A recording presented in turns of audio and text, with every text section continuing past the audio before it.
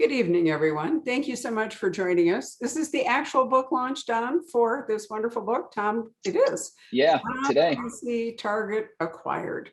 So we've had a wonderful time with Tom Clancy's, well, let me go back and say that the Clancy verse is something that various writers have written in. Mark Greaney, Mark Cameron, Mike Madden, I think. Did Greg write, or was he just in the Cussler verse? I'm trying to remember. I think Greg was in the Cussler verse, and now Don. And so here at Poison Pen, we talk about the Cussler verse because Clive was our guy, but there certainly is a Clancy verse, there's a Parker verse. And so a lot of it depends on whether when a beloved author dies, as Tom Clancy did in 2013, the fans want the stories to continue, and whether the publisher can find talented writers who can keep it up, and whether there's a playbook for that. And Don can certainly talk to you about that. Anyway, Tom Clancy was the author of over 18 #1 New York Times bestsellers, The Hunt for Red October, which is also a great movie, right in there. And Don, well, Don, you tell us your own, because you have a really interesting platform. You're coming to this as a guy who actually has lived what you're writing about. So what are your credentials for this? Yeah, sure. And thanks again for having me, Barbara. It's always a blast to be on with you guys. So I spent 10 years in the Army and was an Apache helicopter pilot. And during that time, I did one combat tour to Afghanistan as an air cavalry troop commander. And then when I got out of the Army, I spent some time in the FBI as a special agent and a SWAT team guy. And then since getting out of the FBI for my day job, I've spent most of it working for companies who make and market technology to special operations command. So a lot of opportunity there to rub shoulders with some really, really interesting people that I stole and used in each one of my books, including Target Acquired. Right. You've written 2 books with a different hero, a hero of your own. That's right. Let's see, Without Sanction and The Outside Man, which is what we talked about when back in February. Yeah, just a couple of months ago. Yeah, right. Back in March. And we do have, we're down to 6 signed copies of this wonderful book, proving that there are plenty of Tom Clancy fans who are still continuing to read them. Our host for this evening is Brad Taylor, whose most recent book for the task force is called American Traitor. And Brad Taylor, too, has these incredible, there must be something about the military that, you know, spews out writers when you guys are through shooting or whatever it is. So what is your platform, Brad? Because you have a really impressive career before you left to become an author. Yeah, I served 22 years in the United States Army, and almost all that time special operations. And so I kind of use that in the books, too. So. Well, you've had a lot of on-the-ground experience then, a lot of travel. Multiple tours in Afghanistan, Iraq, and Bosnia, and a bunch of classified places I can't talk about. And one of the really great things about Brad's series is that he does do this on-the-ground research. And so I find that the landscapes of the books have enormous verisimilitude. Thank you. So I have a question for you, which left over from a conversation we had in the last hour for a little discussion group, which is, you know, you've inherited a series with a cast done, and Brad has created a series with multiple players. And so, you know, at the end, when you're delivering all the thrills and your thriller plot is unwinding and so forth, is it a constraint that you can't really kill them off? Or can you take an occasional character and kick them to the curb, so to speak? I'm laughing, so I'll let you. I'm going to interrupt here and say, you're stealing my questions. Oh, I'm sorry. Well, that's the only one I'm going to ask, so we're good. I wanted to ask it in the last hour. We ran out of time. So anyway, Don, you might even have more constraint because you do have to operate in the Clancy verse. Brad could, in fact, decimate the task force and raise a new one if he really felt like it, and only his editor would, you know, have a voice. But you don't get to do that. I don't get to do that. And the reason why I was laughing actually is there is a Twitter follower there's a woman on Twitter who is a super fan who I think loves Brad with all of her heart and hates him at the same time because he killed her favorite character. Lady D. So she actually, Lady D, she goes by the nomenclature Lady D on Twitter in memoriam of the character Brad so heartlessly killed. So call was D. So she goes by Lady D. So it is killing a character, and it's funny because Mr. Taylor was busting my chops about this a little bit earlier. It's it's really, really hard when you're writing a series that is, whether it's the Clancy series, whether it's your own series or what have you, that there's a certain group of characters that readers come to expect to be there in that series. And so on one hand, they're thinking in their back of their head, these are characters that the author spent a lot of time developing, that maybe the series has spent a lot of time developing, and so they're untouchable. But on the other hand, you still have to have some way to convey the weight of the narrative, right? That's happening, that there has to be stakes there. And I remember like probably most of the world who started reading George R.R. Martin when he first came out of Game of Thrones is, I was reading that in the early 2000s. And when you get to one of the pivotal scenes in there and he just kills a major character and you're like, how did that happen? And then you're wondering if anybody's safe after that. And so it's certainly a hard line to walk. And I'll be honest that I'm still learning of how you keep that tension in there, how you keep the reader guessing in the back of your mind, and without murdering a character and have somebody stalk you on Twitter for the rest of your life in anger. So I'll let Brad answer that part. No, that's one of my questions. I'm going to wait because I have a question for you. Fair enough. That actual theme. Over to you, Mr. Taylor. All right. So the first thing is you're not wearing a pearly snap shirt. So Not today. That the way that you're going from Matt Drake to Jack Ryan Jr. is yes. Snap, exactly right. You must have been a special forces officer, that your powers of observation, unparalleled. So what I want to do is I'm going to start talking about the book first and then talk about the writing process itself. Sure. And so I finished the book yesterday. Fabulous book, by the way. Thank you. And I will say this is the first Jack Ryan book I've read. So Jack Ryan Jr. book. So I used to read Clancy a long time ago. And so if you don't mind, I think it's 8 books. Is that right? Yeah, that's Jack right. Ryan Jr. That's series. right. Yep. So I know Jack Ryan Sr. We all know him from Hunt for Red October, Sum of All Fears, Patriot Games, you name it. He's there. Now he's the president. So if you give us a little synopsis, and what I want to tell the crowd is you can definitely read it as a standalone because I haven't read any of them. And I read this one, had no issues whatsoever with understanding what was going on. But for the crowd, could you just give me a synopsis of how did Jack Ryan Jr. end up where he is now and what he's doing? Sure. So Jack Ryan Jr. is obviously the son of Jack Ryan Sr.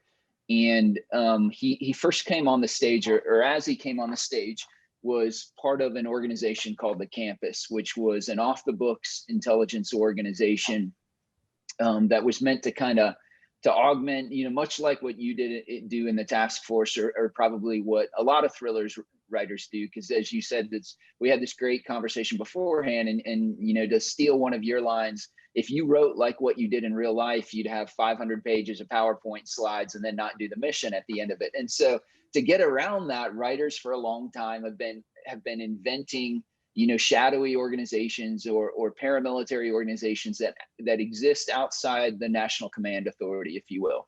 And so the Campus is one of them. And Jack Ryan Jr. originally started on the white side of the campus, if you will, as a financial analyst. And so being who he is, and that he, I talked about this a little bit yesterday, and this is something of what I reflected on when I started this book is what is it like to be Jack Ryan Jr. and your dad is literally Superman. So your dad is the guy who started off as a CIA analyst who somehow ended up on a stolen Russian submarine and saved the day there, and everything, and became vice president only president only out of this incredibly horrible situation where the entire cabinet was killed off in a plane crash and stuff. And so he's the ultimate guy who isn't a politician, is there for the right reasons, does the right thing all the time, and you're his son. How do you live up to that? How do you live in the shadow of the greatest hero America's ever known? Well, what you do is you start as a financial analyst and you say, you know what? This isn't enough for me. This isn't enough for me as my father's namesake. I want to do do things that are more like what my dad did, with, surrounded by these iconic people like Ding Chavez and John Clark. And so what you see with the Jack Ryan Jr. books is very much that journey where he goes from being a financial analyst, and he has, most of the other characters, your Pike Logan character was a member of a special mission unit before. Most of these characters have that history. Jack Ryan Jr. doesn't have any of that. And so he literally has to earn his spurs as he's going through, and his training is some of the best people in the world. But in the back of his mind, he's always trying to rationalize, is this me? Am I here on my own skills? Or is it because my last name is Ryan and my dad happens to be president, right? And so it goes from some occasional missions or things that he pushes the boundaries on to now he's sort of a full-fledged member of the campus, but he's always trying to prove himself and say, I really should be here on my own merits right now. I should be here. Because again, if you look at the rest of the folks who are even in the campus, you have people who are former, special mission units or from the intelligence community, or people, for lack of a better term, who belong there, who got there through selection or through something else, but they have the background to justify being there, and he doesn't. And so, being Jack Ryan Jr., the way he goes about solving that is, I'm going to outwork everybody else. I'm going to prove that I earned my spot there. And so that's something that you see get touched on at different points in the other series in his progression. But it was something that I really wanted to dig into in this book, just because me as a new writer for this series, I wanted to be able to climb inside of his head and say, what makes this guy tick? Like, what is he thinking about? And that was one of the obvious things. One of the things, a mutual friend of ours, that Jason Beefley, that served in the same organization you did, he had this saying that says, you're always in selection, which means every day when you go to work, you have to prove that you belong there, right? And so I really kind of grabbed hold of that. And I said, I think that's what motivates Jack Ryan Jr. And so how can we explore that a little more in this book? Yeah, actually, we talked about, you didn't know this, Barbara, but Don was at my house last weekend. So We did know that. He told me. Frantically looking. Trivia. I'm going to throw my trivia out there that Don didn't even know about. So Ding Chavez was in 317 Infantry, and Don thought it was just made up. I did. 317th Infantry is in the 1st Brigade of the 7th Infantry Division. I was in 421 in 1st Brigade, 7th Infantry Division when Tom Clancy came to do his research. He didn't pick 421, he picked 317, which is a mistake on his part. So that's my connection to Tom Clancy. He was on the compound running around when I was a 2nd lieutenant doing his research for clear and present danger. And so it could have been, what was the motto of your battalion? We were the Gimlets. We had it from 1917. They turned into the Ninjas because the battalion commander was like, let's take it to a vote. I didn't want to go to that. So Ding Chavez could have been a Gimlet. And it was this close. Yeah. We did the same things they did. Same. Yeah, I mean, their battalion, our sister battalion, 417, 317, and 421. But in this book, and you just kind of touched on it, there's not a lot of campus activity. It's more the old by, with, through, asset, and allies, that kind of stuff. And so that was by design. Yeah, it was. So my editor is Tom Colgan for both my Matt Drake series and this book, and he's a fantastic guy to work with, and which is great on a number of levels. And so one of them being, I came into this with quite a bit of trepidation, because this is not only Tom Clancy's iconic universe that you get to write in, but the writers before me that Barbara, you just tossed out there, like Mike Madden is a fantastic writer. Mark Greaney is a fantastic writer. Mark Cameron writes now, and all three of those guys I know, some better than others. And so part of it is like, man, you've been given this chance to write in the Tom Clancy universe, and you're literally standing on the shoulders of giants, of these incredible writers before you.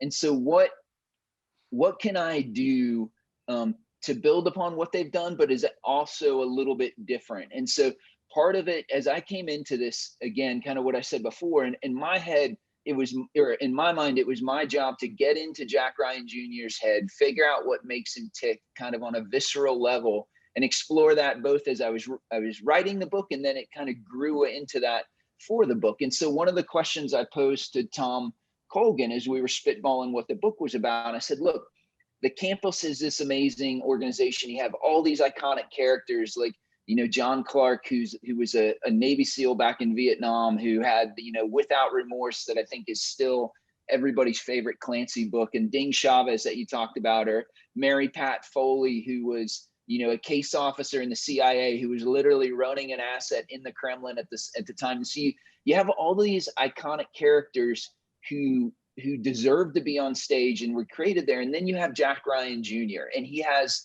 all of these assets normally that he can fall back on. But what I pitched for Tom originally, just so for my benefit, so that I could concentrate on Jack Ryan Jr. as a character, is what if we engineered a scenario where he can't fall back on any of those things? And that was, again, selfishly somewhat for me, so that I could really just focus on him.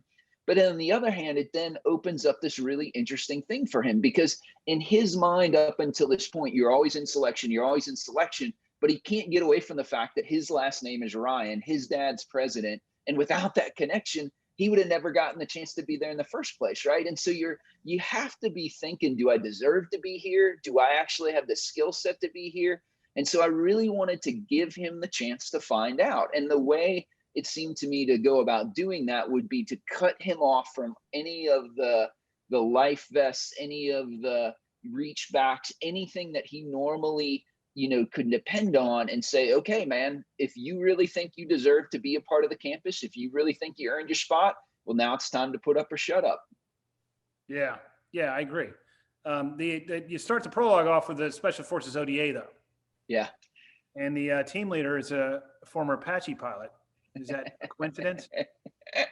Well, so the way this works in the Army, and Brad knows this, and so I just want to help the rest of Barbara's viewers understand, every organization has an apex, has like the cream of the crop, the absolute best. And in the Army, those people are called Apache pilots. And so what happens is when all right, that's not necessarily true. But when I was in Afghanistan, my front seater at the time was a great guy. He was a junior captain.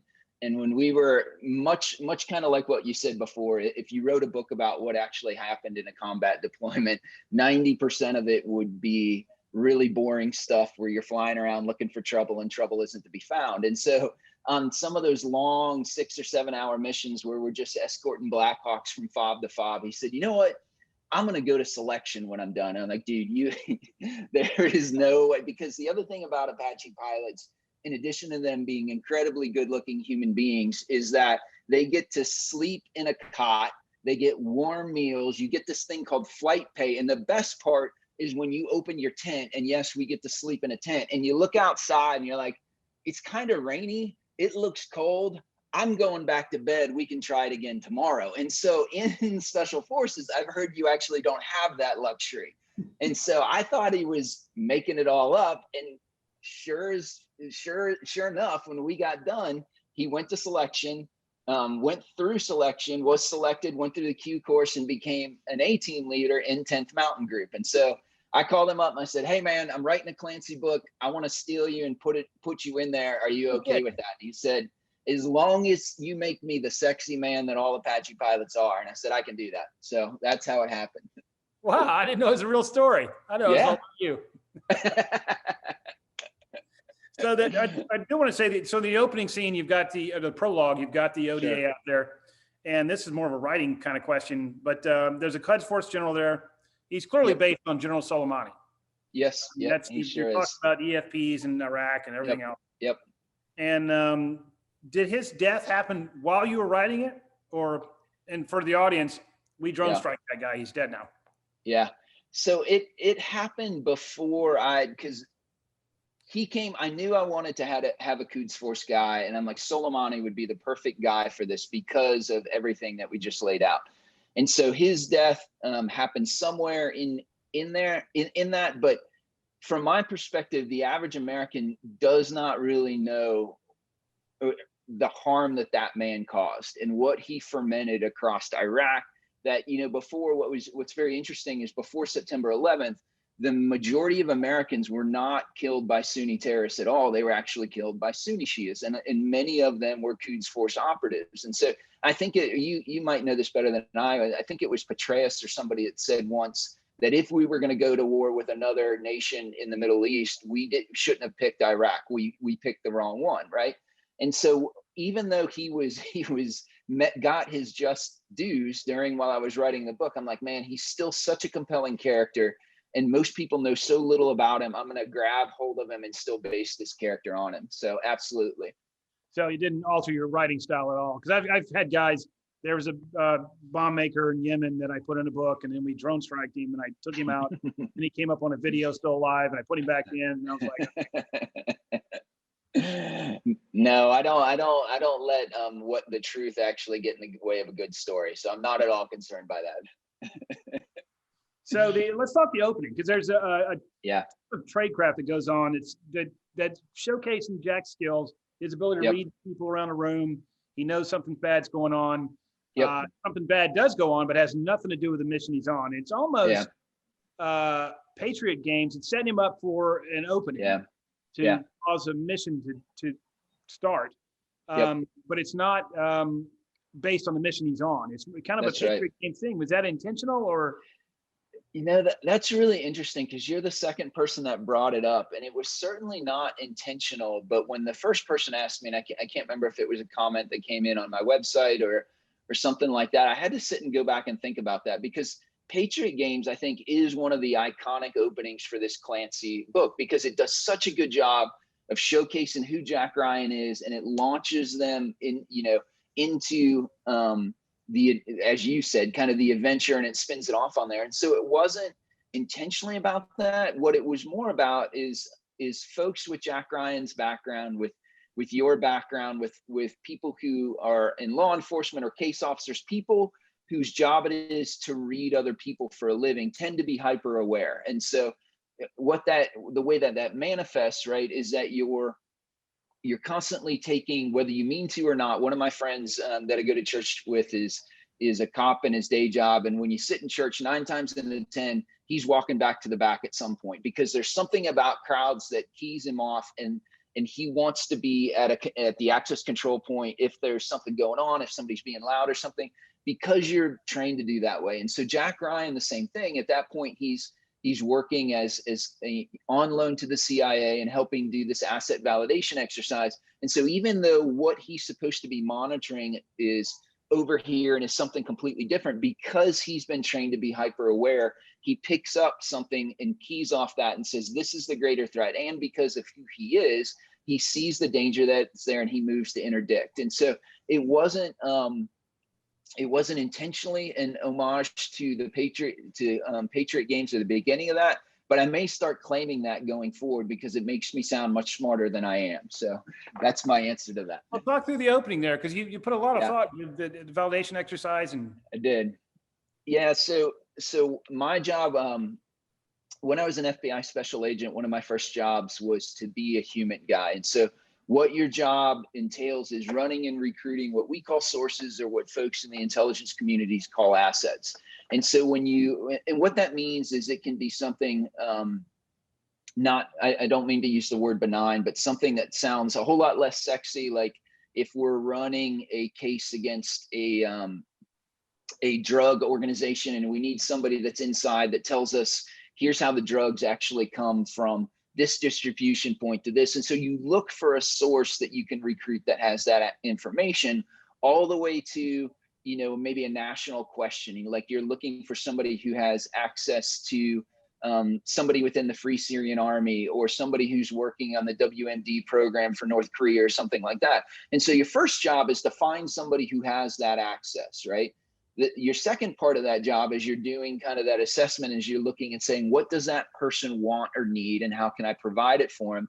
And then the third part is, are they trainable? And all those things go together. And the trainable part is very, very important, because if you're a case officer in the intelligence community, or you're an FBI special agent that does it, you've had training. If you're a case officer, you've gone to the farm, you've learned how to run and recruit sources, you've learned how to do brush passes or COVCOM, or all of the things that are part of the espionage craft, if you will.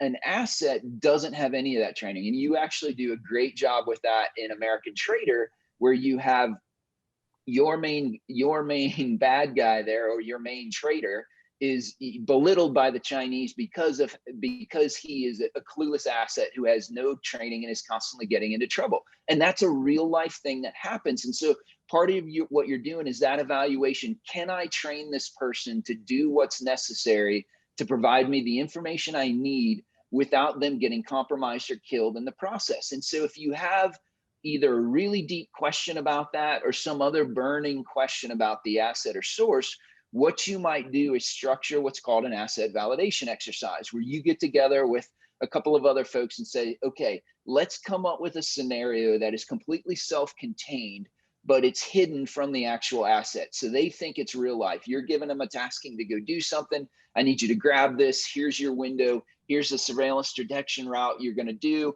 and you're going to meet with this person.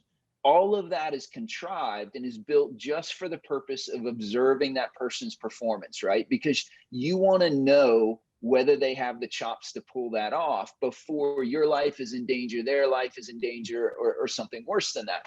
And so that's the opening scene of Target Acquired, is Jack is serving as an observer for an asset validation exercise that the CIA is running. And he's actually doing it in Ding Chavez's place, which is a huge deal to Jack, because Ding is, in addition to being a ninja, which is an infinitely cooler name than Gimlets or whatever you were called, he is wanted to have, you know, Ding's approval his entire life. And this is Ding saying, hey, you go do this thing. I have faith in you. You got the chops to pull this off. Go do this operation. And so as he's doing it, something else happens at the same time, and he has to deviate, and that changes the course of the book. Yeah, right. That starts the explosion of That's right. Now got a mission. And so he gets picked up by the Shin Bet. And now this is the question that Barb was asking. So there's a character in the book that you eliminate. Yep. For lack of a better term. It's not the second lieutenant Star Trek guy. As soon as he walks on screen, you're like, that guy's dead. Red uniform going down. You know that. You put a lot of time and effort into the development of the character. I did. And I was shocked when he or she disappeared. I'm not giving spoilers away, but no. Did you plan that out as you were writing? I mean, when you started, did you say I'm going to do that?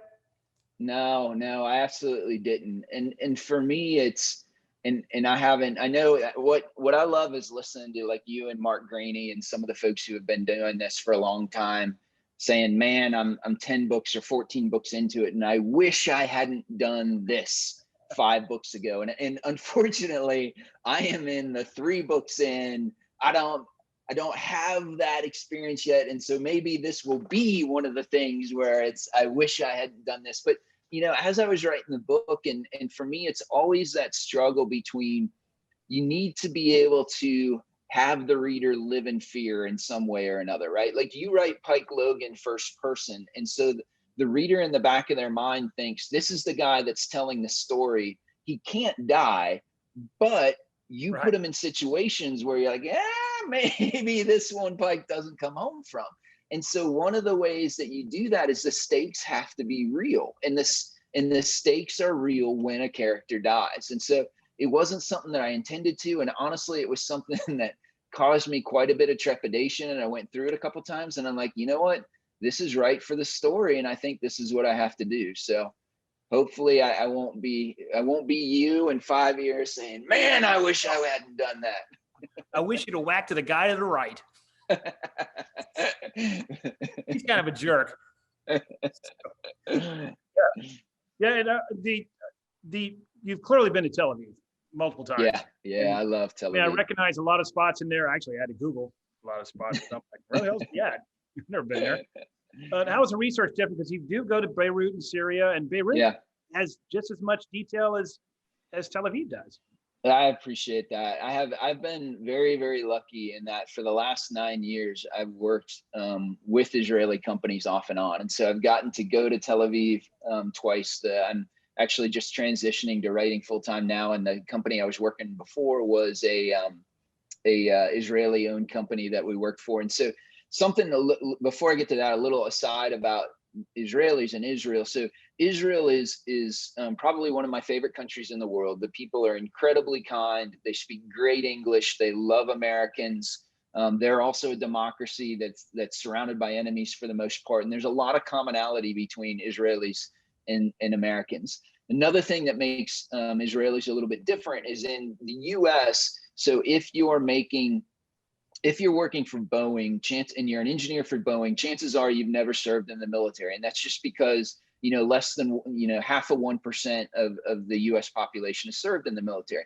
In Israel, every single Israeli serves in some form or fashion in between the time between they graduate high school and when they start college or move on with their life. And so what that does is give Israelis a unique perspective into what it's like. So if you're designing a particular piece of kit or a site or a weapon, chances are they may not have been from the special operations community or something, but they've held a weapon or they've been in the military, and it gives them a very unique part to it. And so Tel Aviv, I was fortunate enough to visit a number of times, and like what you said in the last interview about, No Fortunate Son, where you got to set a book in a place you really, really liked.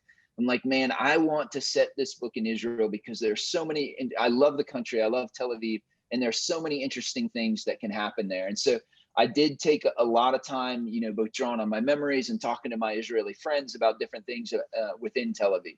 Now, I have not had the pleasure of visiting Beirut, Lebanon. And so that one does become infinitely harder because I did a lot of Google searching, a lot of Google images. Fred Burton's got that great book called Beirut Station that does, explores, it's kind of a primer on the whole Shia influence in Lebanon that led to some very, very tragic events. And so I relied a lot on that, but tried to, you were talking before too about the amount of detail that you put in a book, and that there are some things that find you versus things that you're looking for.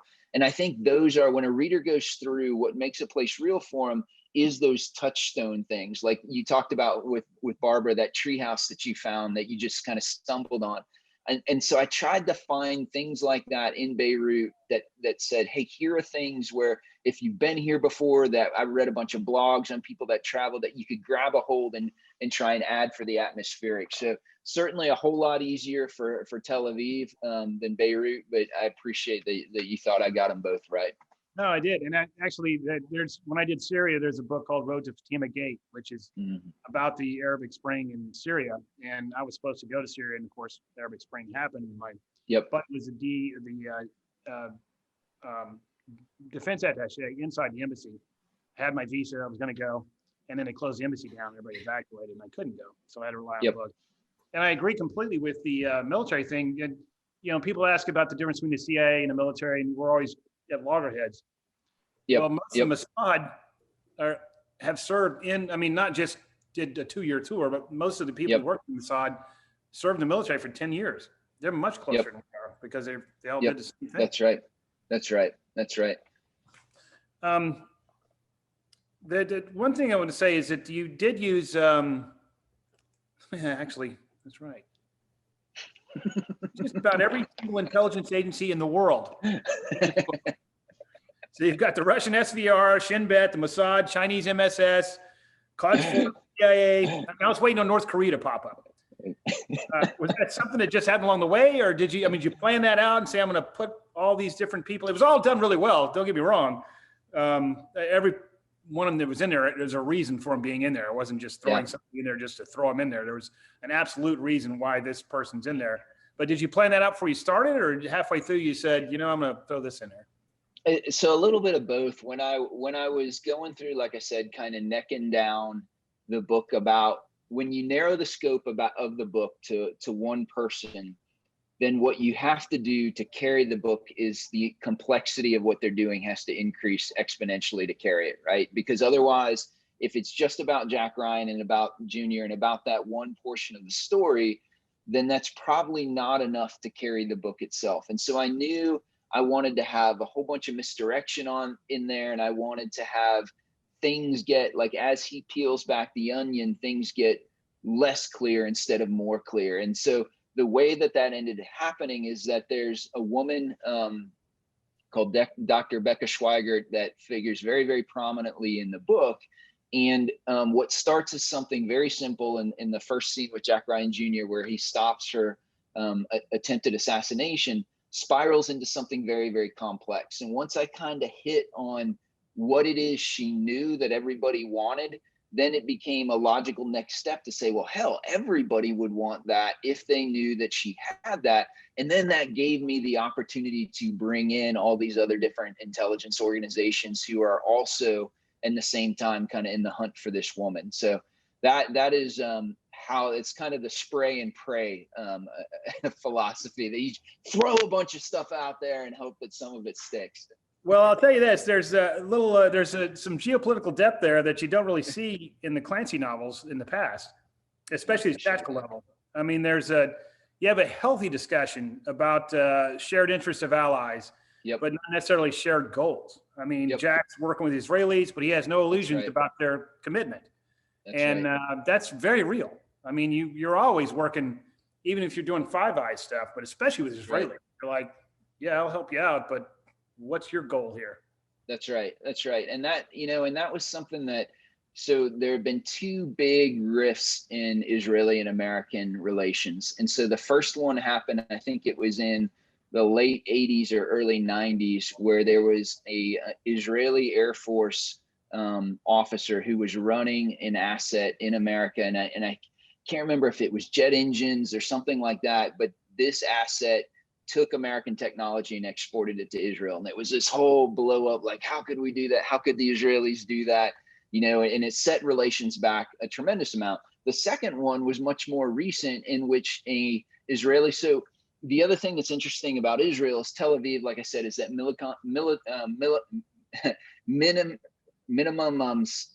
miniature, thank you, is the word I'm trying to say, Silicon Valley. And from a defense perspective, it's even more so because everybody serves in the IDF, because the IDF, especially the special mission units, are constantly going out and dealing with the enemies that surround them. The ideation loop is very, very small. So if I come up with a product, I can literally give it to the IDF, who will go test it, come back, give you real-time feedback on that, and you're able to develop that better product. And so they have some tremendous capabilities from a technology standpoint, but a very, very small market for them, right? Because Israel's a tiny country. And so what do? They look, where else in the world can I sell this? And so there was an Israeli drone, an armed drone that the company had made, and said, hey, they came to America and said, hey, we want to sell this. And America said, it's not for us. And they said, well, we've had interest from China. How about we sell it to China? And the US said, no, we don't think that's a good idea.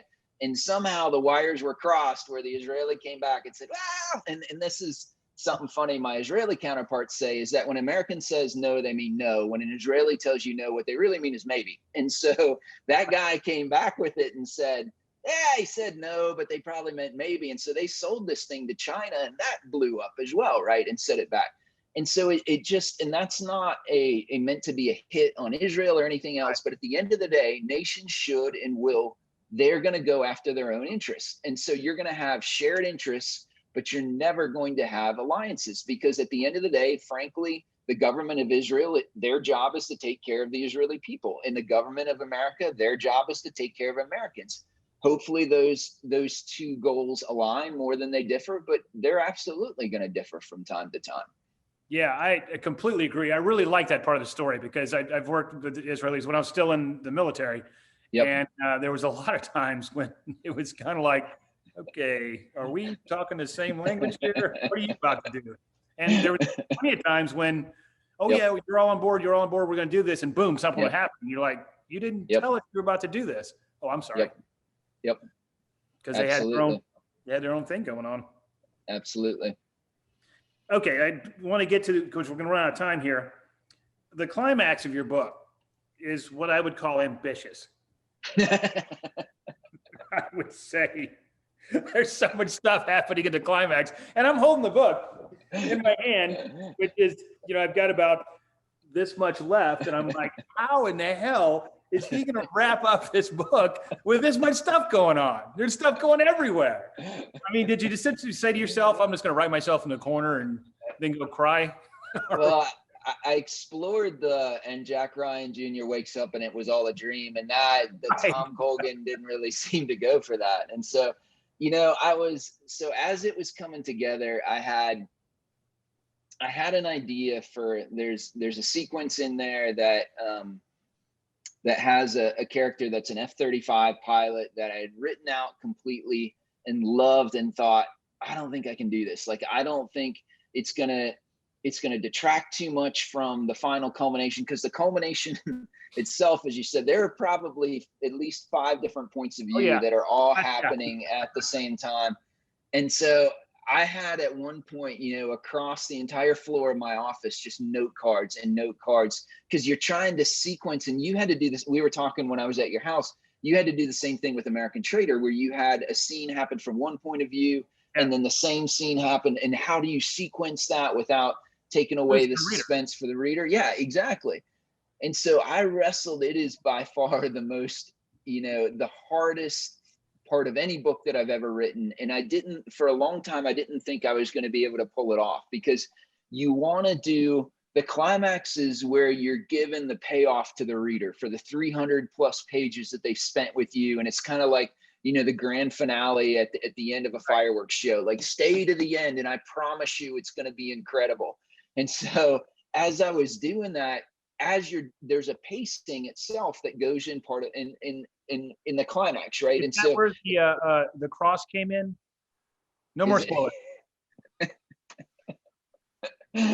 So that may have been the part that I was most dreading what Mr. Colgan would say. And so when I got back his reader comments on it, I went to that one as fast as I could, and I got to that page and looked, and he's like, "You're a maniac," and he's like, "But I like it," and I'm like, "Oh my gosh."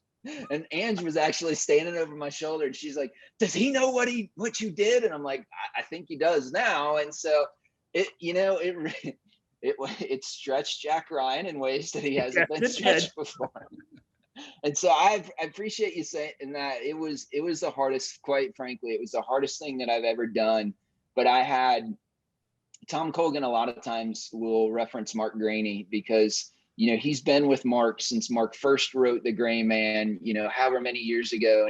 And one of the times he was talking about Mark and writers in general, he said, the difference between a good writer and a great writer is a great writer pushes the envelope with every single book. And so every time where I was trying to neck down that climax and say, maybe I should just cut this point of view, maybe I should cut this entire sequence, it was like Tom Colgan whispering in my ear, push the envelope, push the envelope. So hopefully it worked. Pushed it completely out of the box. Well, I appreciate that. It was really fantastic. Actually, I was kind of amazed. I was like, there's no way he's going to be able to wrap this up. There's so much stuff going on here. And there's the cross. I'm like, and the cross. Yes. So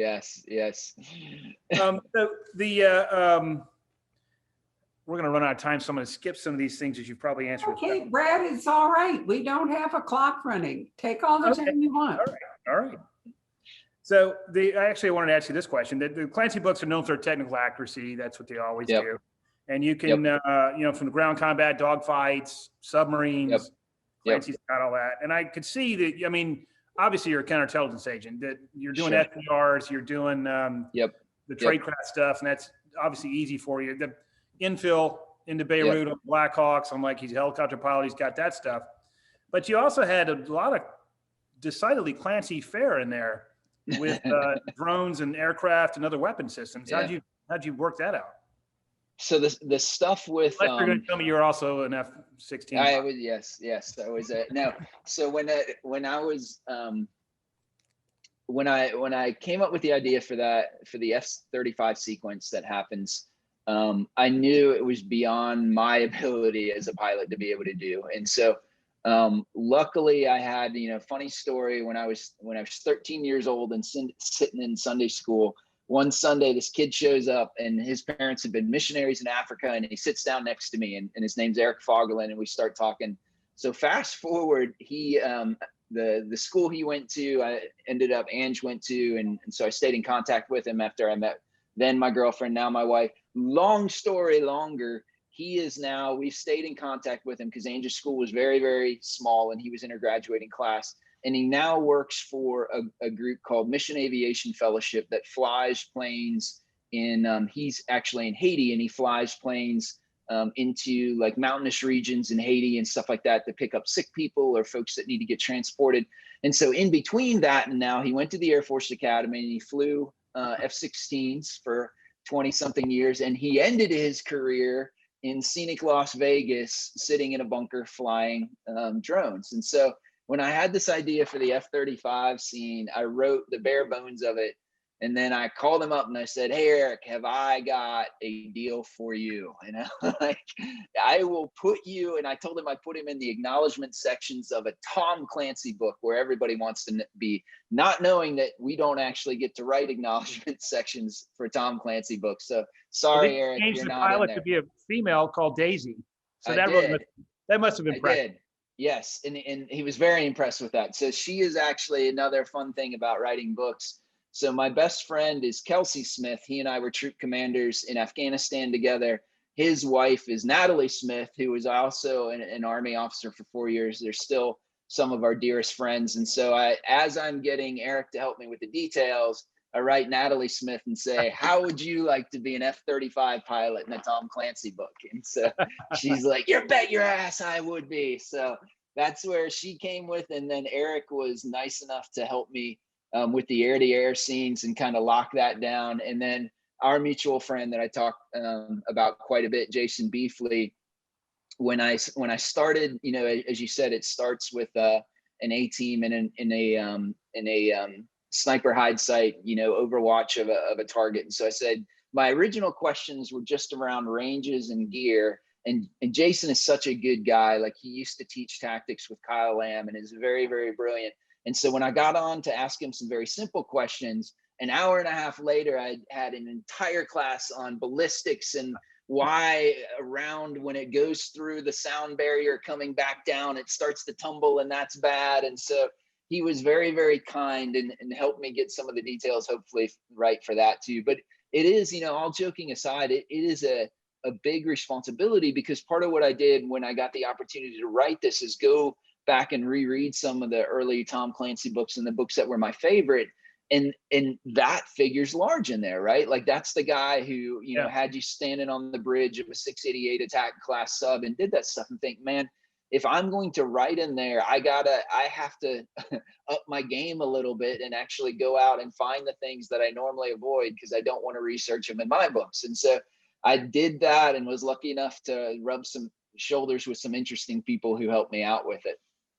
Yeah, it actually worked out really well. So I was waiting on the as soon as I read Natalie Smith, I'm like, okay, here comes some Tom Clancy stuff going on here. F-35, here it comes. And actually, I had to do all the F-35 research for American Traitor. So Yep. Oh, I remember all this. I read about it. Okay, I'm going to shift gears a little bit. The Clancy universe is it's now huge. I mean, you've got two separate series going on. Yep. And this is more about the writing process itself. You got at least two separate threads with two separate authors, but they're using the same characters. Yeah. And it's kind of what Barbara was talking about earlier. I mean, how do you juggle that? Yeah. I mean, so next book, and you said my next book is going to be Jack Ryan Jr. loses his mind because his father's assassinated. So you joke? You just killed an entire series. How do you coordinate that between the series? Because you're both using the same author, the same character. Yeah, it's super. So Tom Colgan serves as kind of the intermediary between. So it's me and Mark Cameron, and his books come out in the winter, and mine come out in the summertime. And so there's about 6 months between them. And Tom Colgan does a pretty good job of deconflicting those. And then I get Mark's synopsis when he writes it and his first draft of his book, and he gets mine. Having said that, old Mr. Cameron in his last book, in the very end of it, has Jack Ryan Jr. bring a female acquaintance home to mom and dad. And so I found out about that about 75,000 words into my book, and had a completely different subplot that I had to exercise with extreme prejudice. And so I called up Mr. Mark Cameron, who is a bear of a man and used to be a fugitive task force guy. And I very politely said, Mr. Cameron, you kind of hosed me a little bit here.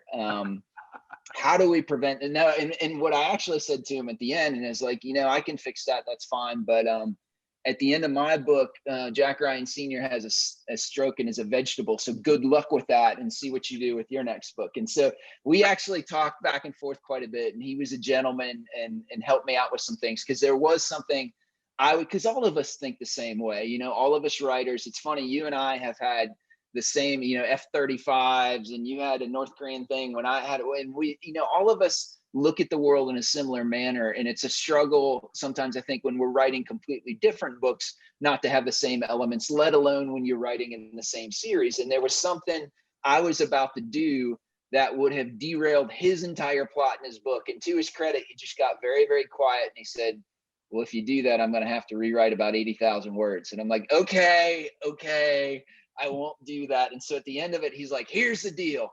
I'll write the old guys, you write the young guys. And I'm like, all right, we're sold on that. So it is something that's hard to do. And fortunately, Tom Colgan does a great job, and Mark Cameron is a fantastic guy to work with. Well, segueing right into this, you're perfect segue to the next question, because you're now writing 2 books a year. Yep. And I told you before that just about broke me. But for me, at least I was writing the same series. Yeah. 2 books in the same series. And now you're writing Yep. 2 books completely different. Yep. And you, outside of not wearing Chloe Snap shirts when you're writing for Jack Ryan Jr., how do you, I mean, does Matt Drake filter into Jack Ryan Jr.?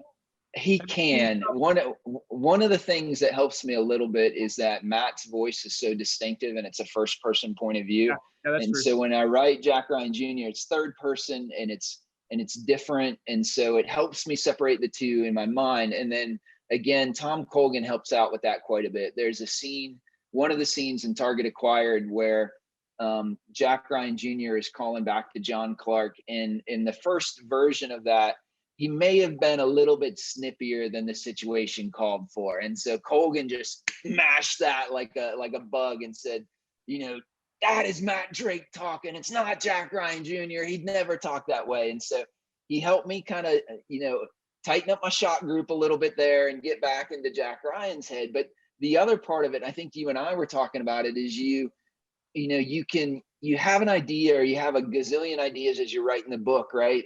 And some of them you think that's a great idea, but maybe it would work better with this book. And so then you're tempted to say, do I leave that for the next book? And I talked to Mark, and you've obviously had to do that too, just within your own series. And I remember talking to Mark Graney about it, and his take is like, down that path, madness lies. Like if you're trying to segregate in your mind right then, yeah.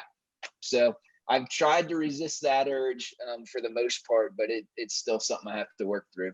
But I guarantee what's going to end up happening is you've given away something in Jack Ryan Jr. You're like, man, I really wish I could use that in Matt Drake. Yeah, you were beating me up on that when we were talking about it in your house. Let me ask a question. Would it really make any difference? Do you feel that everybody is reading both your books, or do you have one audience for Tom Clancy and perhaps a different audience for Matt, and therefore it wouldn't really matter that much if there was some overlap? I mean, I don't know. This is probably one of those data-driven things that you know, publishers would need to drill down to, but I think there certainly is some thought that, you know, that you might have different readerships, and therefore you don't have to be so worried about it.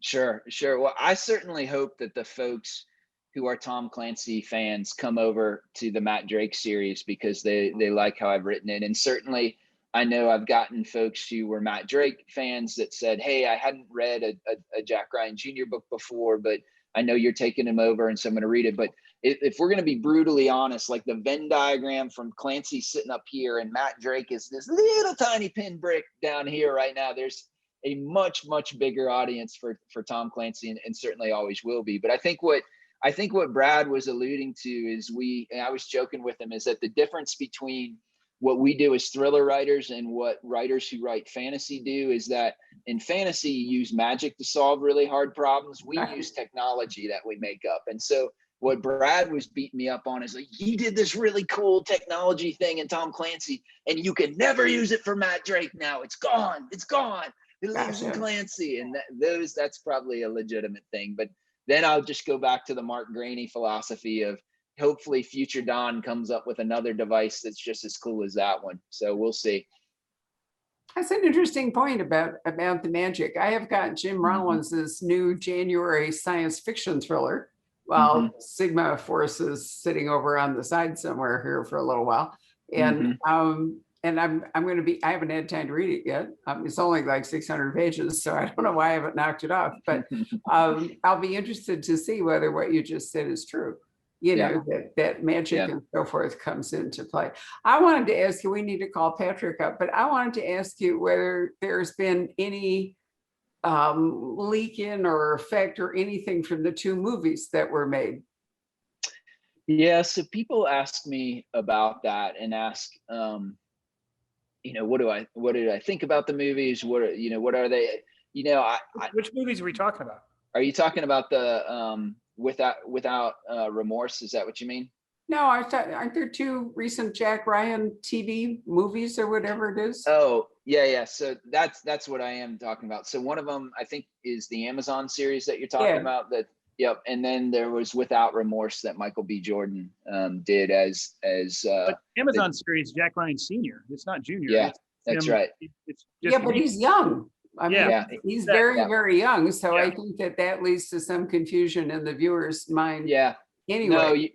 No, you're right about that, because when people ask me about the book stuff, I say that Jack Ryan Jr. is the same age as Jack Ryan Sr. is in the Amazon things, basically. Like this, and they're like, what? And it is, you're right. There are folks who have asked about that or kind of get confused between the 2. But I don't know. I just think that the Clancy universe is so big, and there's so many things there that hopefully if somebody likes the Amazon one and comes over to the books or vice versa, that there's crossover. But it is a little, just because in the books, as you allude to, Jack Ryan Sr. is in such a different place in life than he's portrayed in the Amazon ones, for sure. It might be a bigger problem for Mark. I wasn't asking you to evaluate the movie. I'm just wondering the expectations that are created by people who watch the movie, who are not, I might add, necessarily people who will ever read a book. Yeah, no, that isn't always the case. But I wondered if that had some, maybe that's a question I'll save up for Mark in December, and we'll see. Patrick, you want to come back and join us?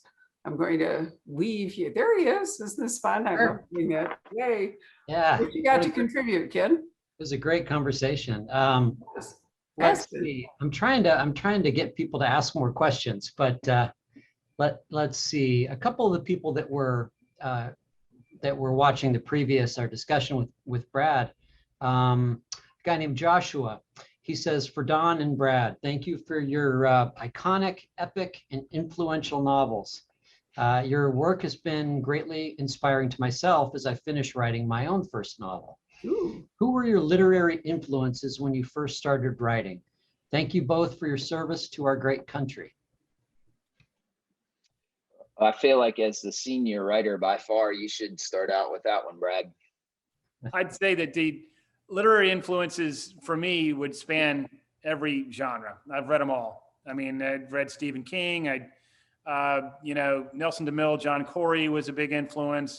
John Sanford. Just about every genre there is outside of romance, I guess.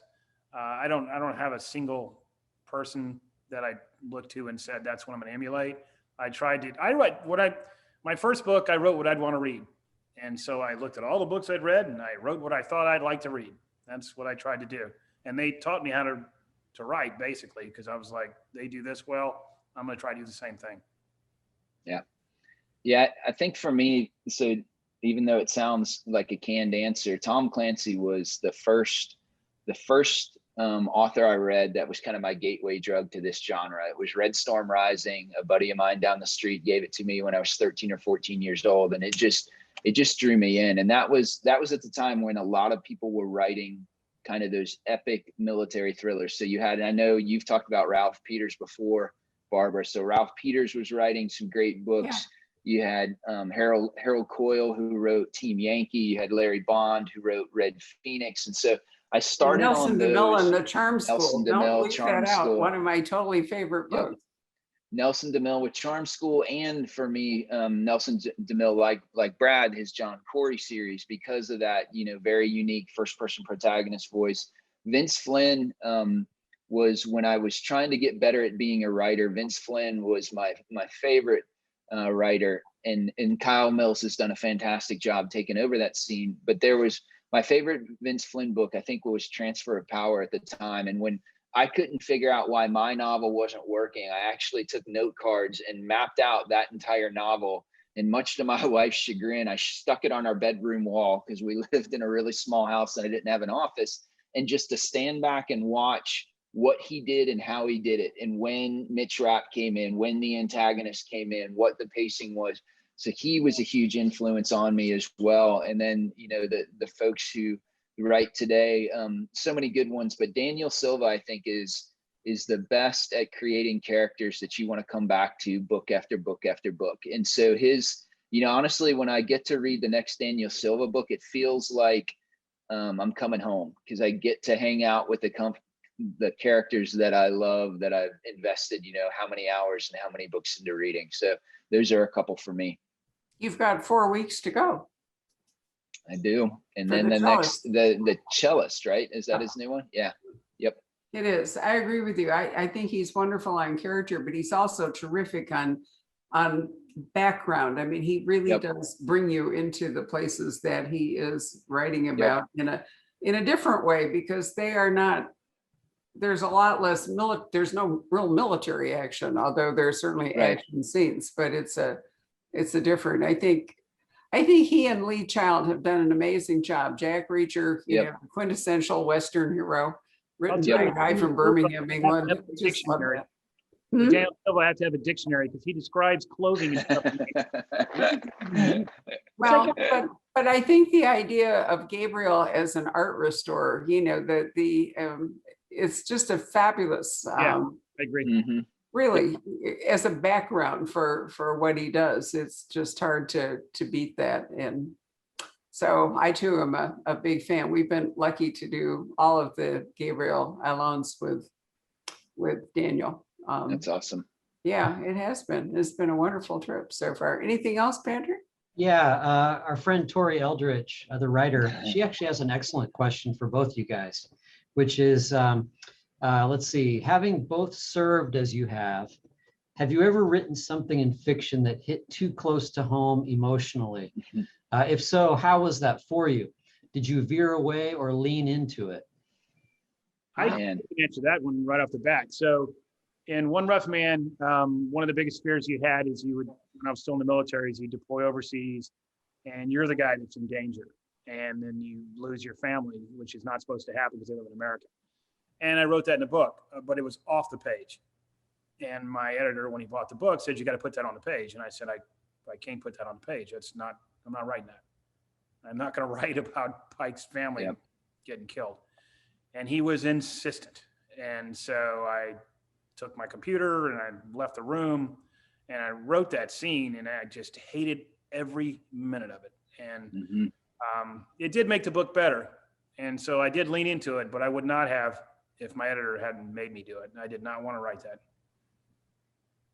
So for me, before I get to it, I got to give a little shout out to Torrey Eldridge. So she is an incredible writer who's got the Ninja series. Her third book is coming out, I think, in September, and she actually is a ninja, which makes it even cooler. She puts all kinds of fun stuff on Facebook of her doing bow staff. And anyway, so I have a similar thing where when I've heard something wise in my life that corresponds to writing, I normally attribute it to Nick Petrie, because he's a pretty wise guy, and he's the author of the Drifter series with Peter Ash. And this one, he did actually tell me at one point, we were talking and he said, you know, in a good book, a writer or the novelist is trying to answer a question for themselves in the pages of the novel, and that you got to be brave enough to write about something that evokes an emotion from you or has an emotional response from you. And for me, the first time I did that was Without Sanction. So like a lot of folks who have deployed overseas or have gone into combat, you have a moment in time where things didn't go the way that you wanted to. And that certainly happened for me. And Without Sanction was the first time I think I was brave enough to kind of delve into that. And I made it Matt's problem because it was my problem. And I think that resonates with readers. Just like Brad said, you know, the scene that terrified him, that he wrote out, that became so pivotal for One Rough Man. I think a lot of the comments I got on Without Sanction is there's a heart here that's different. That is, there's something that you're doing here that you're highlighting that isn't necessarily as common in that. And I think Torrey's spot on with that you have to be brave enough to put what you fear in there. And for us who've served, a lot of times what we fear comes from what we saw or what we were afraid that happened that hopefully didn't. Great question and great answers from you guys.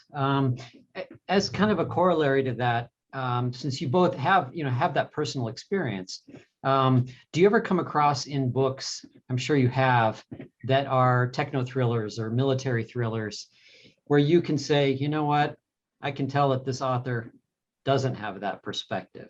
Are you able to kind of see through the cracks and tell when something is not as authentic? I mean, and it's not so much, you don't have to have the perspective per se. I mean, one of the best war books ever written is Red Badge of Courage, and that guy never served. I mean, It's not necessarily, even people who serve can write books that don't have that perspective. And they think what they do. So to me, it's more the ability of the writer than it is any way that, any things you've done in your past or anything like that. Don? Yeah, I would agree with that. I think one of the things that's hard to capture is that a lot of times when things are going wrong, whether it's within combat or you're in law enforcement or you're a first responder and things that happen, is that one of the ways that people cope with that a lot of times is through kind of a gallows humor. And so it's this, even though everything's going wrong, the way I'm going to keep my sanity right here is we're going to make a stupid joke about something to relieve the tension. And so I've seen writers do that really, really well who never served. And so I don't know if that is because they've had friends that done or do that research, but I agree with Brad. I mean, some of the great novelists in this genre right now, we talked before about, Vince Flynn or Brad Thor or Daniel Silva, or and obviously Jack Reacher, Lee Childish, more crime fiction, but none of those guys ever served, but they were able to capture the essence of that and what it meant so that it was believable. And I think that's what our job is as writers. Let's see.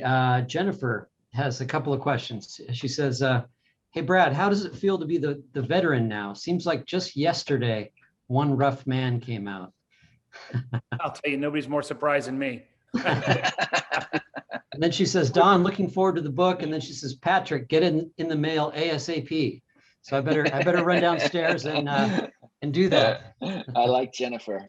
Yes, you should, because we're almost out. So you don't want to disappoint her. Is there anything else, Patrick, that you want to highlight? Oh, there's a nice comment. A couple of readers that were at Brad's discussion just previous to this weren't as familiar with your work, Don, and that this discussion has inspired them to check it out. So that's always great. Thank you. Yeah.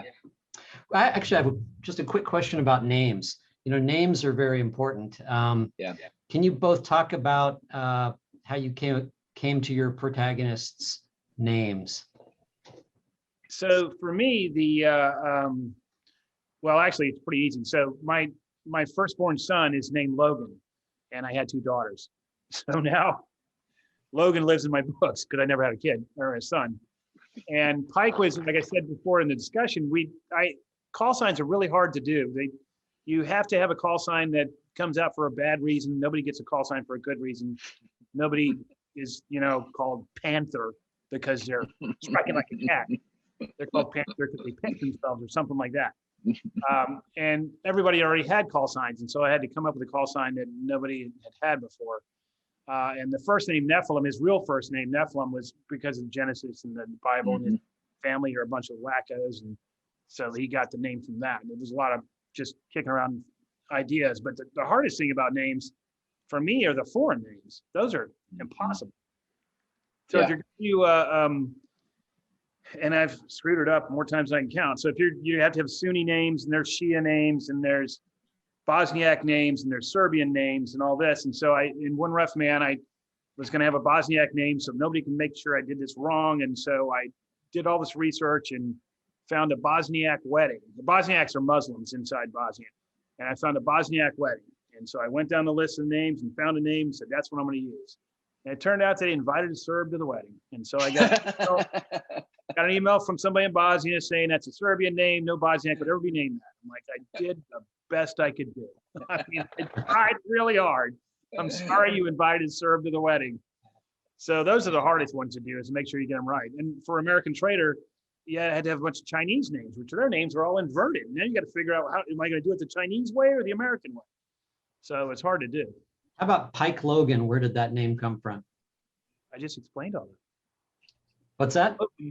I just explained all that. Logan was, I was going to name my firstborn son Logan. Oh, I'm sorry. I didn't have a son. I had 2 daughters. So I put him in a book. Sorry, missed that. So my protagonist in my series is Matt Drake, and another friend from high school. She served as my first reader for everything I've ever written. You know, when I was trying to do short stories, when I was writing novels that sucked, when even to this day, she's still one of my first readers. And her last name, her married last name was Drake. And, you know, you gotta, maybe it was Lee Child that said something like, you want it, even though it must not have been him, because Reacher's 2 syllables. It said your protagonist should have one syllable. It's like a dog's name. You want 1 syllable so you can just pop it out like that. And so I was like, Drake is a great name. And then I had a friend in the FBI I went through the academy with that was a Matt, and we called him Matty, Matt, all that kind of stuff. I'm like, that's a great one between the 2 of them. But from, you know, a larger scale, like you said, actually, Patrick, names are so important. I will a lot of times have character XX, character XY, or something like that. And so, yeah, because number 1, they're so important. Number 2, I think all of us hate names and go to the exact same baby website each time to try and find the next one. And so putting names in oftentimes is one of the last things I do. Well, the worst thing that I've learned early on, maybe book 4, was you create a really unique name. And then as you type it over and over again, it's like, all right, I'm turning this guy Johnson. Because it keeps correcting, autocorrecting. Yes. You're like, all right, I'm sick of it. Yes. He's John yes. Smith. Good point. Well, let's see. It looks like that's about it. I do have a nice comment. Someone says, a huge fan of both your work, and your books helped keep me sane during lockdown. So thank you. Well, thank you. I appreciate that. Yeah. It's a wonderful thought. So guys, Brad, we're going to see you what, January? Hopefully. I'm waiting on edits right now. Hopefully they're not so bad that I have to start over. Well, let's say with any luck this winter, right? Yes. Which will be wonderful. I miss it because we've had so many wonderful after event dinners. We need to go back to. I miss it too.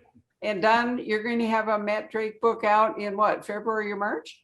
It's going to get bumped back to May. So Hostile Intent, the 3rd Matt Drake book, will come out in May. And then I believe the next Jack Ryan Jr. one will be June or July. So maybe we'll squish them together. Yeah. Or not, as the case may be. We'll see how it all plays out. It's too far. Sure. I'm feeling resentful because I had to fill out an event grid for a publisher I will not name through next April. And I wrote, I said, it's June and I can't even get June underway. I am not able to make any intelligent decisions about who I want to come to the store next April. I mean, what are you doing? And, you know, it's like throwing darts at a board. It's not like you've had a chance to read the book or even think about it. So you're just doing it kind of on name recognition or something. And I think what a meaningless exercise it actually is. Sorry. So anyway, that was in my mind when I said that. So thank you guys. It's been a wonderful couple hours for to spend together. Really have enjoyed it. Thank you for we'll see you whenever we see you. Right. Thanks. Absolutely. Patrick.